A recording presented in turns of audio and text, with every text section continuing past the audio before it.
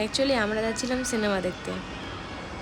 তো রাস্তায় যাওয়ার পথে দেখি পেয়ারা বিক্রি করছে, আর আমার তো পেয়ারা খেতে ভীষণই ভালো লাগে।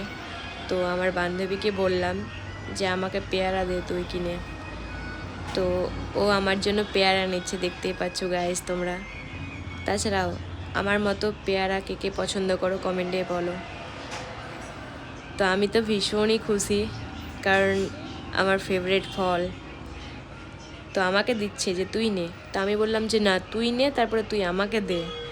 তো ও ভীষণ খুশি। সত্যি এরকম বান্ধবী যদি থাকে তো লাইফে আর কি চাই। তো আমাকে খাইয়ে দিচ্ছে, দেখতেই পাচ্ছ। তারপর আমিও ওকে যে খাওয়াবার জন্য আমিও ওকে একটু খাইয়ে দিই তাহলে। তো ওকে বললাম যে তুই ভালো করে প্লেটটা ধর, আমি তোকে একবার খাইয়ে দিই। তো তবুও স্লিপ করছে, এত স্লিপ করছে যে বলারই কথা না, তবুও আমি খাওয়াতেই পারছি না ওকে। তারপর আমি বললাম যা হবে হবে, কিন্তু তোকে আমি খাইয়েই ছাড়বো। তো ফাইনালি আমি ওকে খাওয়াতে পেরেছি।